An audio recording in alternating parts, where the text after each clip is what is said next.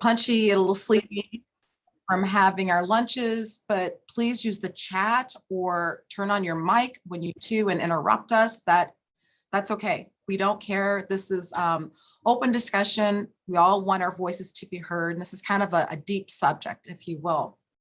Again, speak your minds. So here's a glance at what we're going to be looking at today. What did the partnership with the National Alliance for Partnerships or National Alliance for Partnerships and Equity involve? We refer to it as NAPE. So you'll hear us be saying NAPE the rest of the presentation. What were its main impacts and how might these impacts be sustained? Tyler? All right. Hi, everybody. So we're going to spend the majority of our time thinking about those impacts of this partnership, but I do want to give some background to set a little bit of the stage and the context for why we partnered with NAPE and what that partnership specifically entailed. So there were several different needs and interests that led to this collaboration. At the college I'm at Elgin Community College, a couple of big things that propelled this was one, a lot of the folks at the college who lead and do equity work on campus were really interested in some sort of shared framework of evidence-based practices. So there's a lot of excellent resources, opportunities that exist with equity, diversity, inclusion in teaching, like this Forum for Excellence here. And we were interested in some sort of sustained program to do a bit more of a kind of a deep dive for consistency's sake on our campus. As well, there was a lot of interest from those who lead different issues on campus to think about how we can sort of support and raise up our colleagues as well within this work. And so we received support from ICCB as well as Illinois Center for Specialized Professional Support, with the idea being that we do a multi-year program with several community colleges in Northern Illinois, actually throughout the state of Illinois also. And so that kind of propelled us into this particular process. We worked with NAPE, as Yolanda mentioned, and NAPE has one of their mission statements is up on the screen there for folks to be able to read. Essentially, NAPE as an organization works with higher ed as well as K through 12, and a lot of focus on equity and education, particularly within STEM fields, even though our particular program was all disciplines at the colleges we work at. What did the program actually entail? So it was sort of two phases within 2 different years. The first piece is what NAPE calls their Micro-Messaging Academy. And that consisted of 5 different sessions spread across a semester on topics like micro-messaging, universal design for learning, culturally responsive teaching, student self-efficacy, as well as equity and problem-based learning. The very first of the sessions took place in February of 2019. And so as we all did, we quickly transitioned in the second session to moving things to online. Throughout those 5 initial workshops, kind of phase 1 of the program, there was 110 participants from 6 different schools in Illinois. And the sessions absolutely were very powerful in their own way. And a lot of what they were doing is kind of laying the foundation for the Educational Equity Coach program, which we're going to focus on a bit more today. So Yolanda, if you want to go to the next slide. Thanks. So within the Educational Equity Coach program, a group of folks who participated in the previous year's Micro-Messaging Academy moved on to kind of focus in a bit more depth on a few different pieces for equity coaching. And so the actual equity coaching program involved 8 different people from across 3 different schools. And so we have 5 of us here today from 3 different schools as well, kind of discussing some of the impacts. There were several different sessions throughout, I think it was a little bit over a year, close to a full year, with several asynchronous opportunities to interact between. And so some of the main topics we focused on were core competencies to coaching, like establishing trust, active listening, powerful questioning, asset-based thinking as sort of a framework, a mindset for everything we're going to be doing, building trust and feedback, as well as disaggregating data. So with that, we want to use this time again to share what were some of the main impacts for us, what were our takeaways, as well as how we're going to sustain this within our own institutions. So Yolanda, next slide.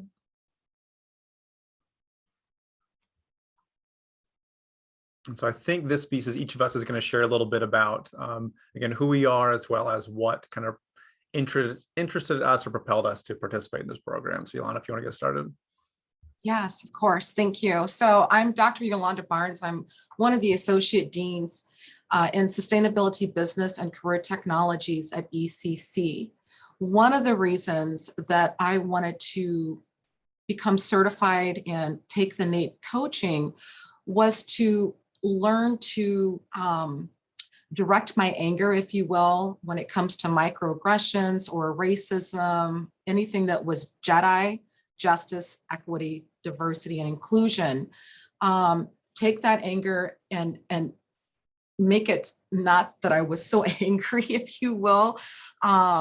I was able to talk to people and to have those open discussions in an adult way. So, and I won't steal anyone else's thunder on the group, but NAPE is an excellent source to really help to not just coach me, but for me to help coach others to understand about JEDI.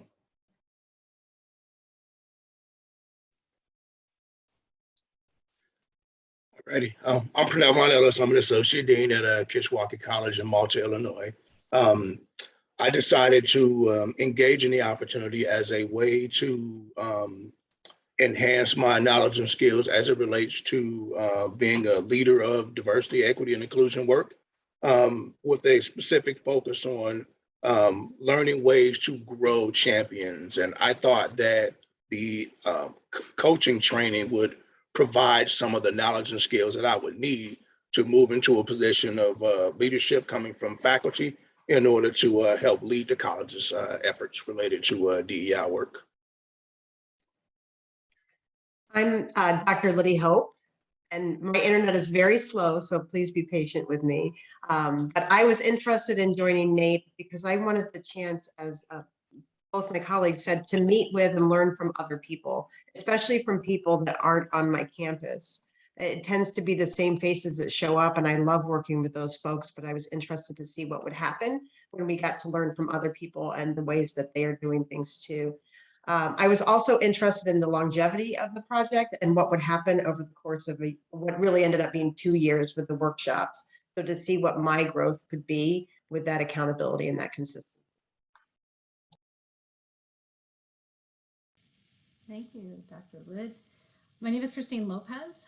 I came to NAPE for a variety of reasons. I think Dr. Yolanda spoke about some of those feelings that we go through when I identify as a woman of color and part of the BIPOC community. And so for myself too, those rage feelings are very real, and understanding them and taking a deeper delve into that. So understanding that in its context, but also taking it to that level that Dr. Yolanda referenced, which was really increasing my own personal growth and awareness, as well as understanding this from a mindset not only of equity, but also one of empathy, and really understanding how we together as a collaborative and collective can influence one another and really have a deeper understanding for folks' experiences. Outside of my own being and how I identify as a multicultural individual, I felt it was important to not only have this, but also if there were ways that my knowledge could help others, and doing that through a coaching mindset. And so I appreciated the opportunity to do that and create something that is sustainable. And hi again, everybody. I'm Tyler Rager. I'm director of the Center for the Enhancement of Teaching and Learning at Elgin Community College. In addition to what my colleagues have mentioned, some of my interest was particularly the coaching aspect of it. Often within EDI work, we can focus a lot on sort of doing the thing, which is excellent, with some less attention to how to sort of support others in doing the thing. And so sort of how to effectively challenge and listen and collaborate with somebody else I'm working with in equity, diversity, and inclusion work were a lot of my interests, along with my colleagues said as well.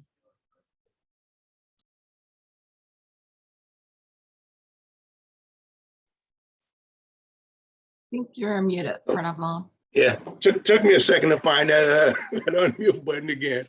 All right, and so when you examine the coaching framework and the competencies, and you're thinking about, okay, you know, how do we grow champions of equity?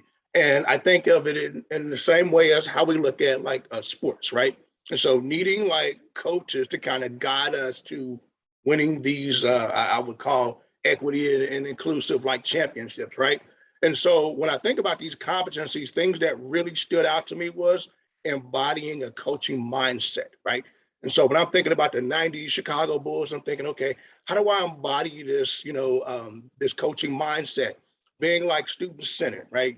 That putting these activities and these initiatives and programs together with like the client, all right, at the center.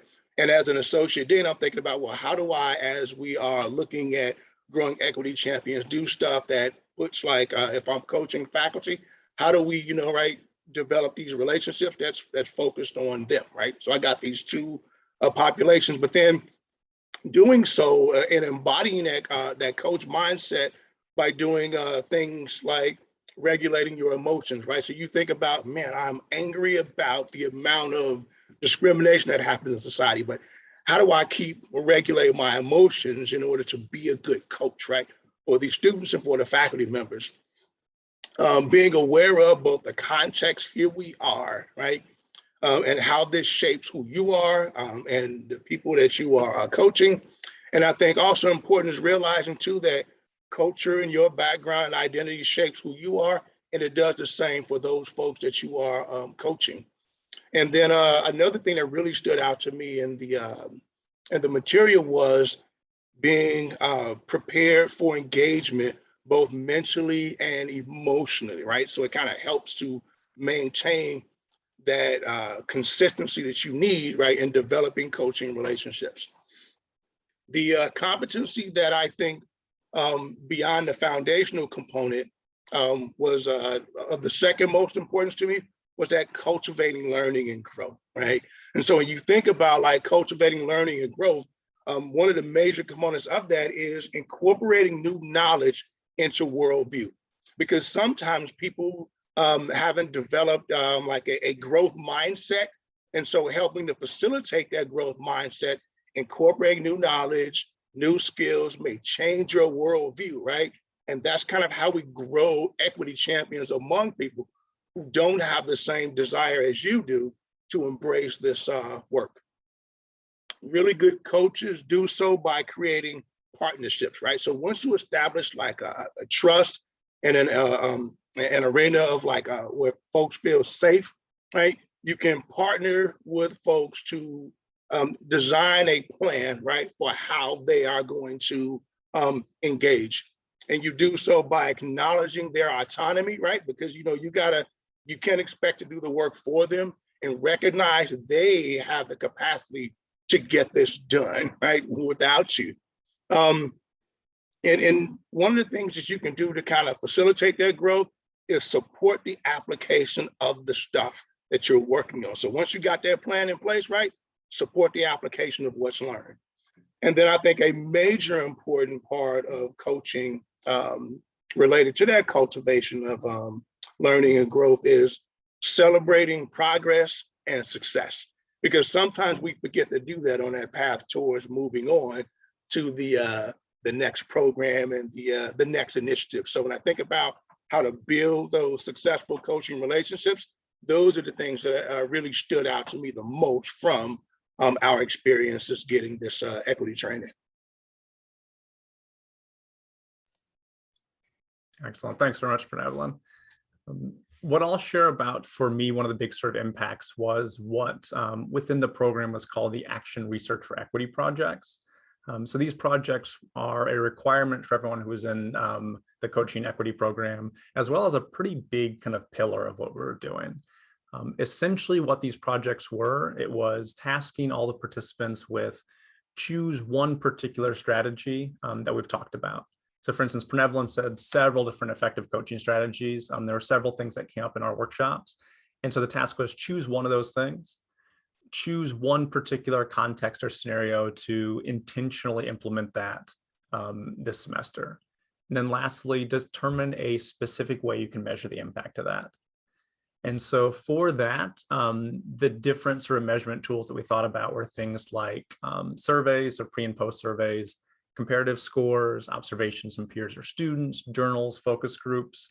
And while assessing the impact absolutely was sort of crucial to these projects, because we were doing these things fairly quickly and because we had, I mean, honestly, fairly small sample sizes, a lot of the sort of focus of these projects was the implementation piece of choosing something. So try not to focus on changing everything all at once, but determine one particular strategy, implement, determine a specific context you can implement that and begin actually doing that.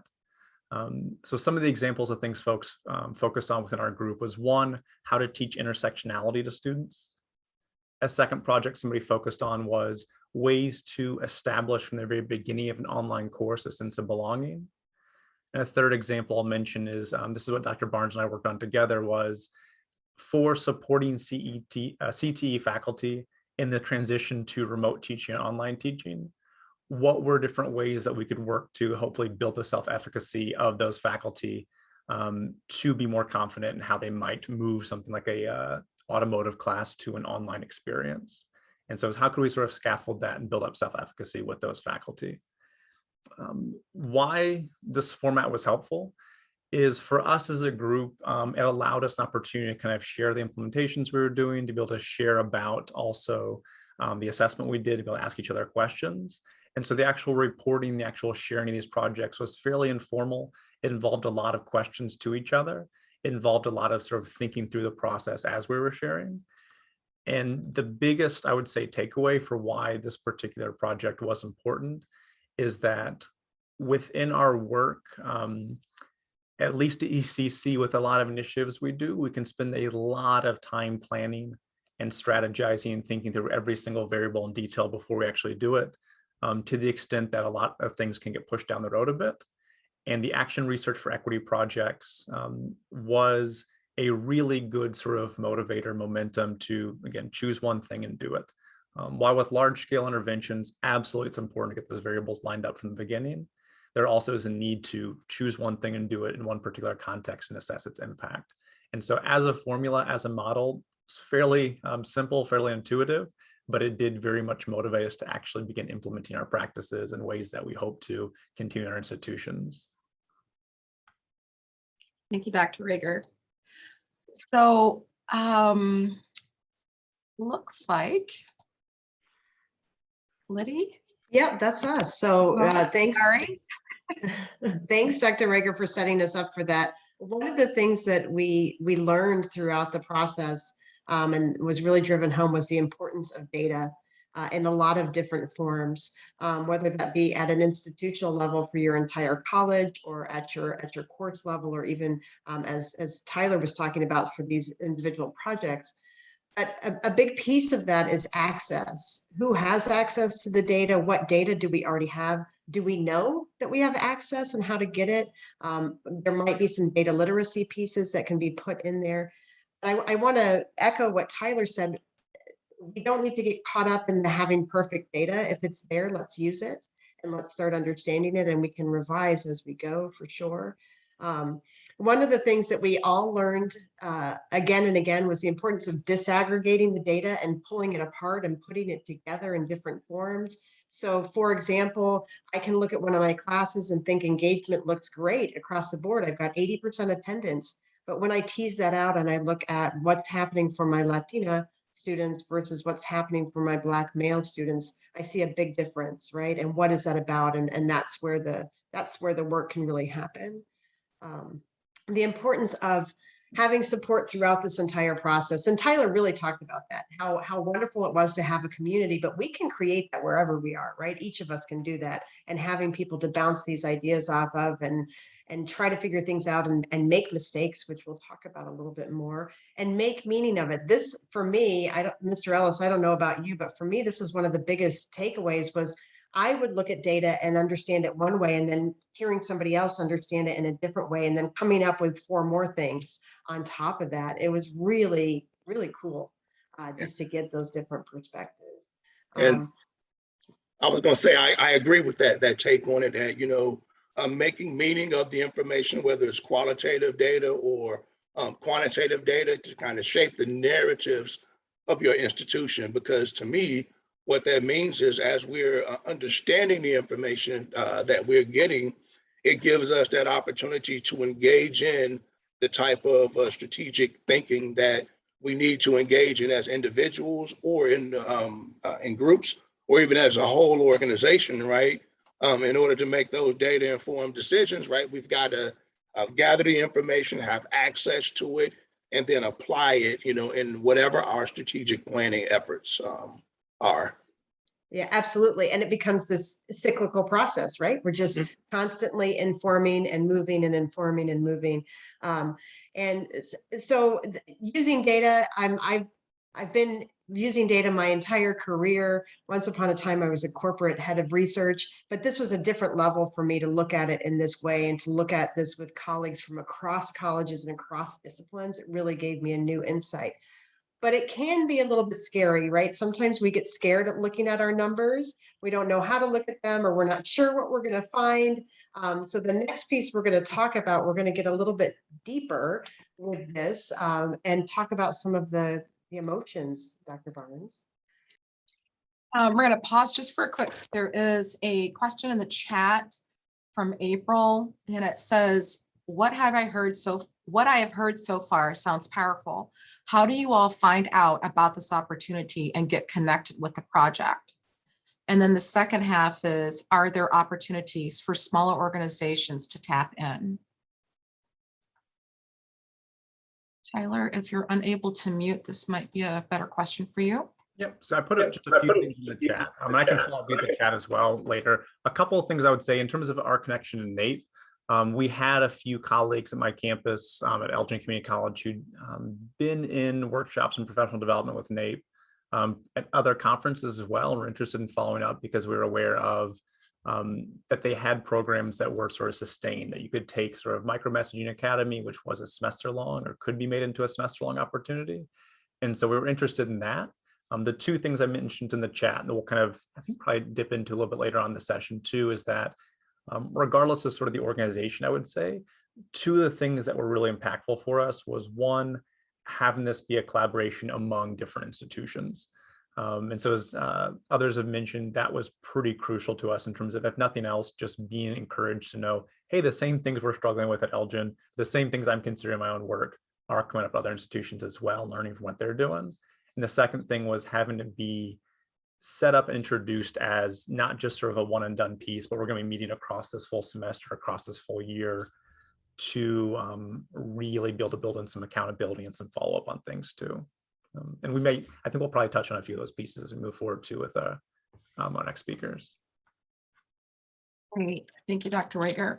So I just put into the chat the link to a interactive game. For those that are not familiar, I'm going to quickly walk you through the instructions. But if you could all that are willing to, we hope you all are, click on that link in the chat. And I'll give you just a couple of seconds to do that. The question is, what emotions come up with doing and leading equity at your institutions or organizations?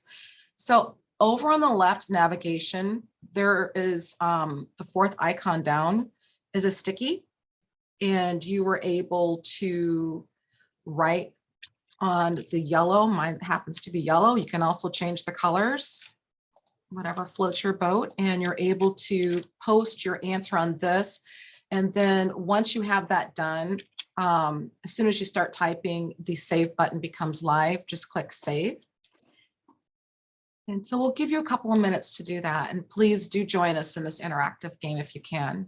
Yolanda, it's set on edit only. So can you open it up so we have access? Yes, I can. 1 second. Only, sorry. See if I can do that. My apology.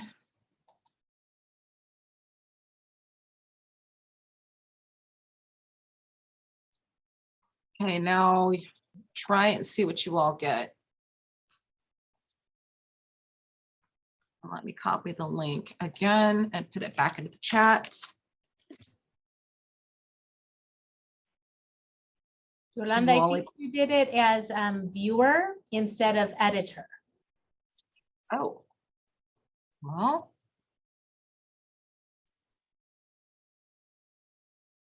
Thank you. Thank you. There we go. Yep, there you go.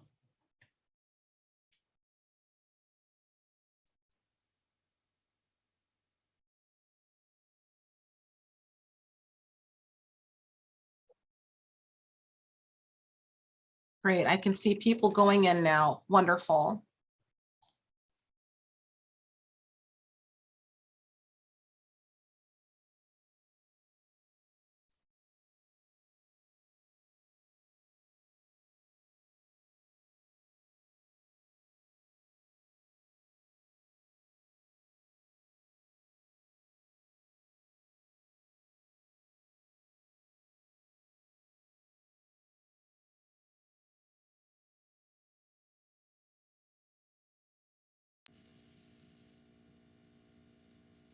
I see there's about 19 of us in, 38 online, so we'd love to have a few more participation.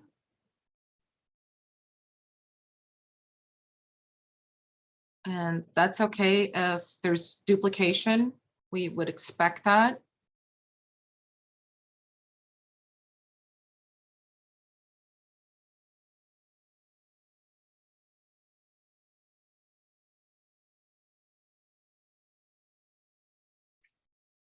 And just another minute.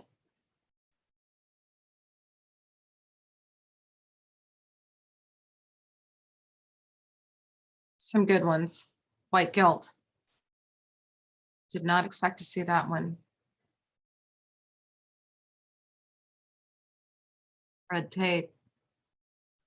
Overwhelmed.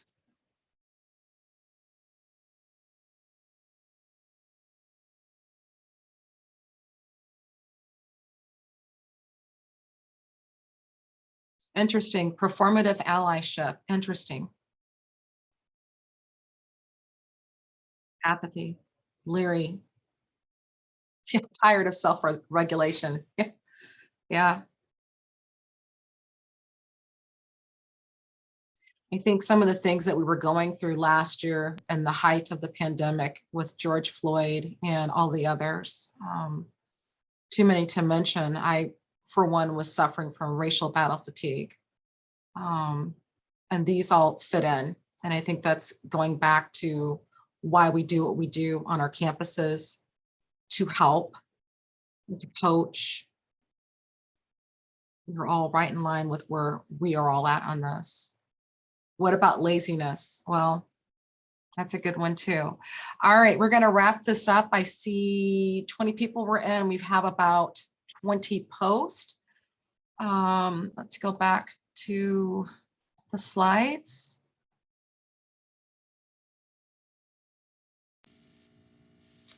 All right, so it sounds like there was, just by observing, one is to thank everybody for your honesty in this. It is a very challenging path for many of us because, and I'll pull a little bit from being a yoga instructor, is it's very challenging many times when folks begin yoga because they have to sit in stillness. You have to sit with yourself. And many times that's the most frightening thing for many of us, number one. Number two, in stillness, things come to us and we hear things that we might have not heard before, and some of them resonate very loudly. And so I appreciate everyone in your honesty and your vulnerability in placing some of those comments up there and those feelings that you have about this. And as you can see on there, there was a variety of themes, everything from being very hope-filled to feeling exhausted and frustrated. And there's also feelings of guilt that Dr. Yolanda had mentioned that people were sharing.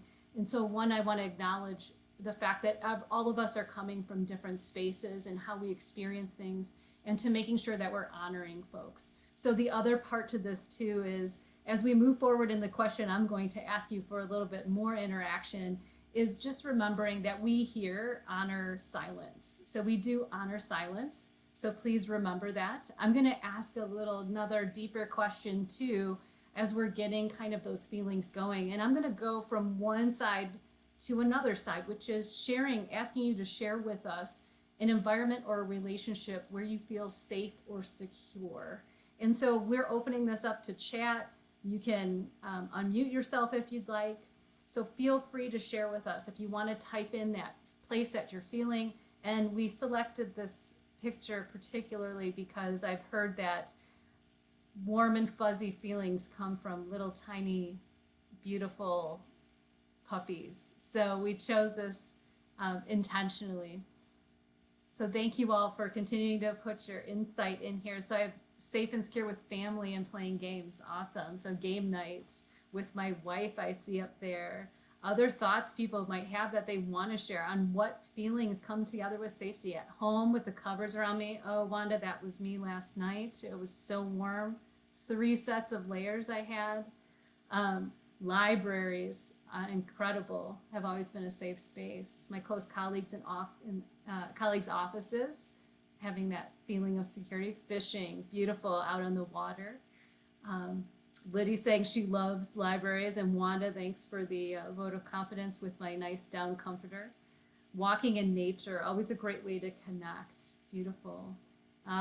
April said she's resonating with your library comment, Pernevalin. So I appreciate folks, their feelings and what happens. Hanging with the brothers in the garage, love it. Love it, David. In the backyard, great place. Driving my car on an empty road. Oh, I love that feeling, Michael, where there's nobody around you. I can empathize with that. So I love this, feeling that comfort, feeling that security. So when you're feeling that and you're thinking and having those thoughts come to mind, we talk about that, because one of the things that happened throughout this process, and I know Dr. Lid's going to talk about this in a moment here, Dr. Liddy, but really how that safety comes to us. And remembering, as we're talking about safety, the importance of that and how we're bringing that into the classroom, not just to ourselves and our colleagues, but to our scholars as well. And so remembering one thing as part of this is, many of us, when we were talking earlier about those feelings that come to mind, there is so much we've experienced so far in this pandemic, and those inequities have been exacerbated by much of this. And so many times we can be in that fight or flight realm. And what happens is our heart rate increases, our inhalations increase. And so when we can shift into safety, when we can create a safer space, we can create a situation where healing happens. Our heart rates lower, our respirations slow down. And actually what happens in our cognition is amazing, because when we're in fight or flight, clumping happens, and our memories, we actually cannot hold on to memory. We clump it and put it away in different ways. And sometimes it comes out at different points. When we can move into that parasympathetic nervous system and trigger it through a safer space, we're able to grow, heal, and learn, and also focus. So I'm gonna turn this over to Dr. Lid, so she can talk, Dr. Liddy, so she can talk a little bit more about those circles that we're talking about in that safer space. So much, Chris. I appreciate that immensely. Yolanda, do you mind advancing the slide? Thank you. So as we were, as a group, the slide before, Yolanda, please. Thank you. As we were talking about this as a group that had gone through this process with NAPE, we were talking about not only the expected takeaways of being a better coach and learning how to do that, but also kind of what happened for us as a group. And Dr. Lopez did a great job talking about safety and how important that is. And I want to point out something that I learned in this process, is that safety is not the same for everyone. And then in fact, maybe we're not, no, not maybe, we are not able to create a safe environment, but we're striving to create a safer environment, and recognizing that that's going to be experienced differently by all of us based on lots of things, right? So we're not going to get everybody in our classes or everybody in our colleague group to be, driving that car on an open road and have that feeling. But we want to strive for that in the best way that we can. So these circles that you see here, I'm a visual person, so it helps me to sort of think about things connected. And this really became a process that fed into and on each other, starting with safety. But then the more safety that we have as individuals, whether we're talking about our scholars or us doing Jedi work, the more self-aware we can have and the more self-assessment we can do, which is really, really important. That's where we can start to pull out those microaggressions, those unconscious biases, and realize, wow, I didn't even know that safety would be different for different folks, but that makes so much sense, and I'm glad I know it now, right? But we can't get there if I don't have that ability to be safe, and that really lets us take a close look at ourselves and get deeper. I've been doing this, what used to be called EDI work, and now we're calling it Jedi work, as we should. I've been doing this for 20 years, and often it's this sort of one and done workshop, right? Cool, I know about trans kids because I went to a 2-hour workshop, but we need more depth. And in order to get that depth, we have to have room to self-reflect and be self-aware, because from there we can get this change. So from there, we can challenge ourselves to change. We can challenge our communities to change. We can challenge each other to change. And that's really what happened for so many of us is, and it just happened organically. We would have these small conversations. We'd go into breakout rooms and we'd be with 3 people, maybe, or 4 people, and we'd have these conversations and we had the space to talk for half an hour. Can you imagine getting to talk to your colleagues for 30 minutes about something that you really care about together and getting the chance to hear what they have to say back? And then these changes happened because, for example, I would say something and Yolanda would reflect back on how she understood it or what she heard, and I would see something new. And that would change my experience, and that would change my perspective. But that's only because I felt safe. That's only because we felt safe. And cultural humility has got to run through this. And what I mean by cultural humility is this ability to not know, this ability to raise your hand and say, hey, hang on, can you tell me more about that thing? Because I haven't heard of it, or I don't know much. And what I call the ability to safely fail. You know, y'all, we're going to mess it up. There's 2 ways to do Jedi work: not to do it and to do it poorly. And that's not my idea, that's somebody else's. But really and truly, like, we have to have the room to try things out and to have people lovingly and kindly say, this part works, or I don't think this part is coming the way that you mean. Um, and to just really strengthen together. We have a group on campus at ECC that we'll talk about in a minute called Tide. And I've never entered a meeting of Tide with an idea that didn't change by the end. Like, my ideas are always different. I come in with one idea and then I leave with something new, almost always better. Because of that, oh, didn't quite get it, or oh, you weren't thinking of this. But that ability to be safe in your failing, that ability to come forward and say, I don't know what to do about this. I don't know how to do this. I don't know what this looks like. I don't know what this means. And the thread that's running through all of this, right, is emotion. And I'm wondering, and just answering your own heads, but we spent the past 10 or 15 minutes being emotional about this, asking you, what emotions do you have? What does it feel to be safe? We don't do that on college campuses, which is kind of funny because it's like we're not emotional creatures, which we are. But there's a vulnerability to bringing the emotion in, right? And that's scary, which is why we have to have the safety. But we're not really doing the work if we cannot be vulnerable in doing this work. I can't really hear the experience of my students or my colleagues or my brothers and sisters if I'm not vulnerable and open. And you have to be emotional to do that. But that comes with a lot of stuff, right? For each of us, that comes with a lot of stuff. So you can see how trust is really the circle that's holding all of this together in the middle, but they all connect for us. And I know this is not the way that we normally talk at conferences, and this is not the way we normally talk in academia. Full disclosure, I am a therapist, but this stuff is really important. And this, for me, and I will not speak for anybody else, for me, these things were what the difference was with this experience and other work I've done. I've done other Jedi work that was a year long or 2 years long. I've done other programs, but the safety that we had with this group, the trust that we had with this group led to a different level of depth for me. And I think for my colleagues too. And it impacted a different kind of change.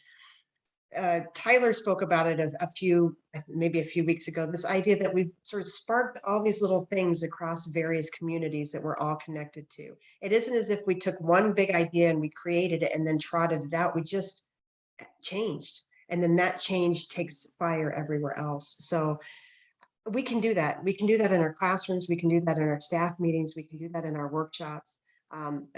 It just requires thinking about this a little bit differently. Chris, what did I miss? I think you caught just about everything on there from what I heard. The other part I was going to mention too, and I'm so glad you talked about the emotional component to this. And Wanda, you alluded to something when you made a comment a little bit ago in the chat, and I appreciate you mentioning this because I speak about trauma responsive learning and trauma responsive practices. And one of the things to remember is that trauma runs deep. You heard Dr. Yolanda talk about racial battle fatigue, which is real. And even there's conversations about creating a category in the DSM for that, and not necessarily calling the term racial battle fatigue, but a traumatic component to that. And so the reason I bring that up is because trauma runs deep. Trauma runs into our muscles. We hold on to this. And our bodies by nature are going to try to protect ourselves.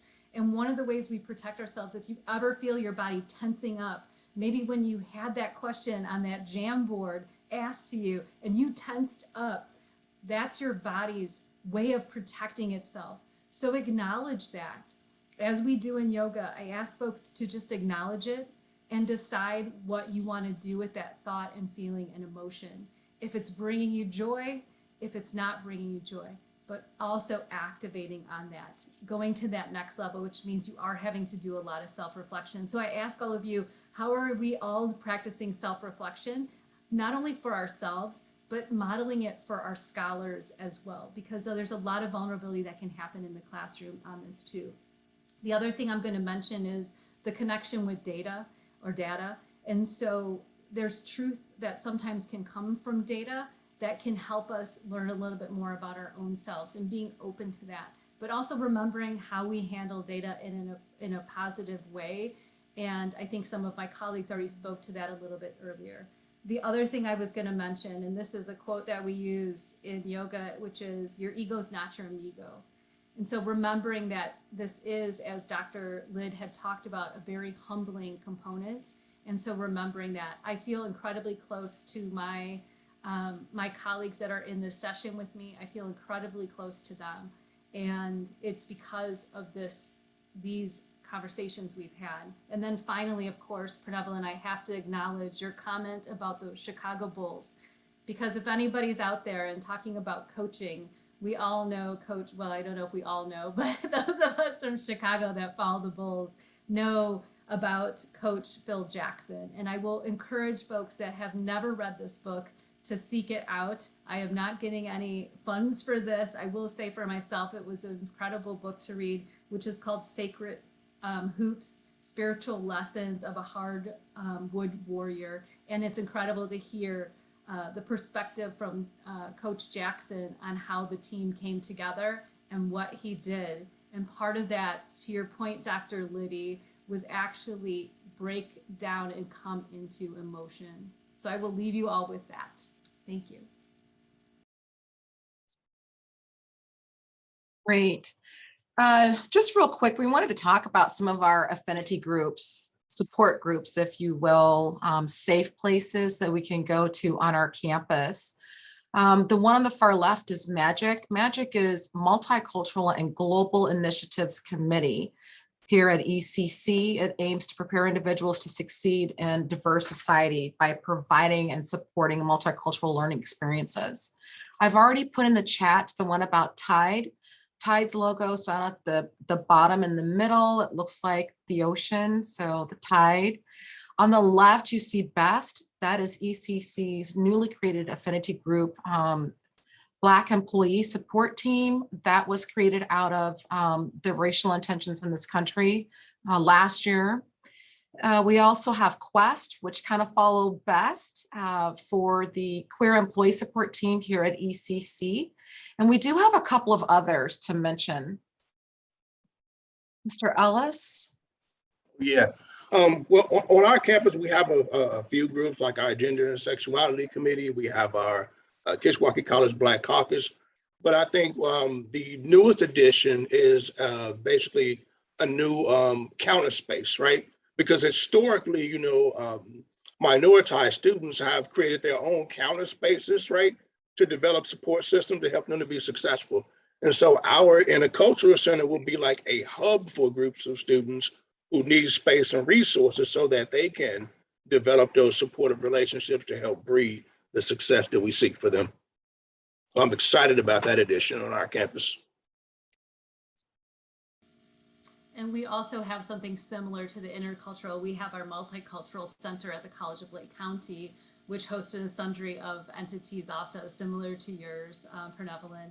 We also have a Women of Color Employee Resource Group, the CLC Undocu Allies, which is part of our programming that we offer to have that alliance for scholars that looking at issues with being undocumented. Abilities in Motion, which just recently came to the forefront, probably less than 24 hours ago. It is a new ERG for us, Abilities in Motion, to address individuals and ableism in the institution and bringing those issues to light and awareness. We also have our LGBTQ plus ERG. So those are some of our ERGs, as well as some of the organizations. There's a sundry more, I'm sure, that many of us have at our institutions, but those are some that are listed as our ERGs. Great, thank you.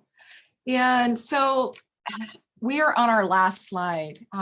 Before we wrap up, are there any other comments or questions before we are done here this afternoon?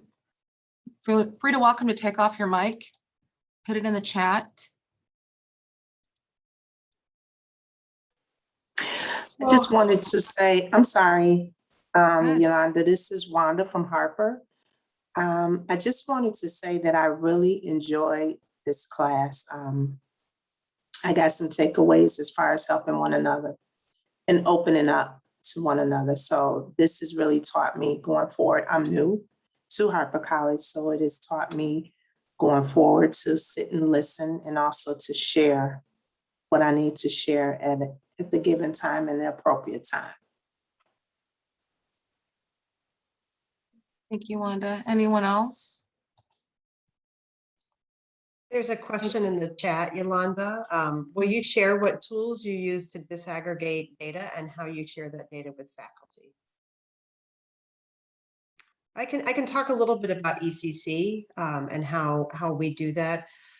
There's probably two ways to answer this question. One is through NAPE, we learned how to think about our data on as many demographic different variables as we could, and even more if we had that information, but things like sexual orientation, ethnicity, race, maybe age, those sorts of things, and looking at them almost, I don't want to get too statistical and researchy on you, but looking at it like, what does it look like for Latinx and male? What does it look like for Latinx and first gen? So pulling those things apart. At ECC, we use what's called Tableau, and it keeps statistics on all sorts of things. And actually, every college should be keeping these kinds of statistics, and you can run that analysis. Or if you have an institutional research department, as we do, you can partner with someone there. I do recognize that different colleges, different organizations have different access to different ways of getting access to data. So that's something to consider. But it's really, really interesting what happens when you sort of dive down and interrogate the data, right? To look and see what's happening when I get deeper with these numbers and what do these actually mean. So anything else that anybody would add to that? I'll mention that at Elgin as well. So one of the participants from the Educational Equity Coach began an initiative that was, I think, supported in some ways, inspired and kind of in tandem with educational equity coaching, in which there's an initiative at ECC for a group of faculty to voluntarily look at their own disaggregated data, look at their own sort of student success data with equity gaps in mind. That initiative, the way it's sort of working this semester as an initial pilot group is, again, faculty volunteering just to look at their own course data with a lot of emphasis on sort of reflecting on the data. So impressions, what do you make of it? Support for them in terms of data literacy, as well as the access to those particular tools. In terms of the question, you access have live data on the students or classes. So currently they're able to get that data, to my understanding, but it's more on sort of an individual ask basis. So with a subscription we have to Tableau, faculty can be added to that, but they need to sort of first reach out. But within this sort of group, there's a group of, I think, 12 faculty who are being compensated by the college to reflect on their data, share reflections, and think about sort of what are the big questions that this inspires. What are sort of next steps for you in terms of intervention? And so it's pretty nascent, I would say, in terms of the project itself, but it's one that is picking up momentum, and we're hoping to kind of inspire additional conversations as well as additional initiatives to kind of see what happens. But it is starting right now with that initiative of individual faculty looking at their own data. And I didn't know if anybody wanted to speak a little bit because we talked about this as a group, and I know that a lot of us inside as far as presenters spoke to this, is really that emphasis on the root cause. So we did a lot of root cause analysis, and so I didn't know if anybody else wanted to speak to that and how all of you are using root cause in collaboration with your look at your data sets. And there is a question from Laura in the chat. Actually, I guess it's more of a comment. Thank you so very much. Very helpful. We're really trying to figure out the best way to do this at our school. So thank you for the comment. Any other questions? Comments? So there's a question about if I wanted to be coached by NAPE, do I sign up for the workshop via NAPE's website? So I'm trying to think of ways they currently sort of do this. So the Educational Equity Coaching Program was a multi-year sort of program that was being done. They do offer, I believe, individual workshops that often happen at a number of different forums and conferences. I might, if you want to reach out, sort of follow up with either me or others on here as well. I think we're going to put our contact information up there. I can potentially give a few ideas of places to run into NAPE as well.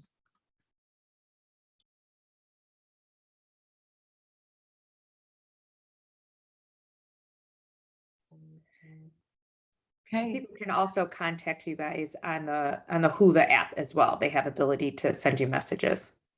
Mm-hmm. That works. So just on this last slide, the next couple of minutes, this is actually from NAPE. And we thought it was so good that we just actually wanted to share it with you as you're thinking about doing something on your campuses or within your organizations. You know, JEDI is a long journey. I was thinking about this morning as I was looking at this slide. You got to have a full tank of gas.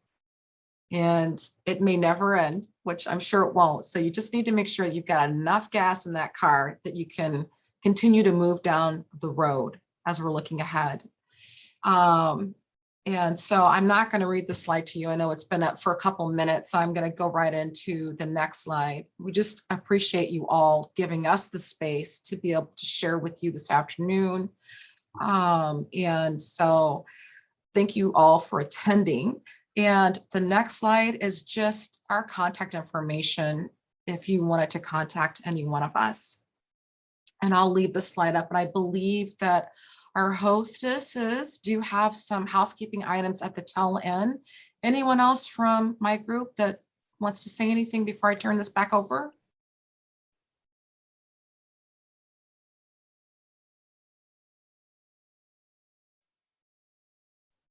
Okay, Amy, Heather. Hey, well, thank you so much, everyone, for attending. And thank you, all of you, Tyler, Christine, Yolanda, Prenevlin, Liddy. All of you just clearly work so well together, and have so much information to share with all of us. And it was wonderful to hear. So thank you, everybody, for attending this 2021 Forum for Excellence session. Please be sure to provide feedback on this session by clicking the Rate Session button in the Whova app agenda.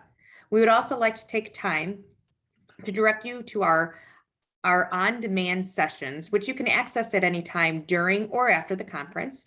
You can access these by locating the Resource tab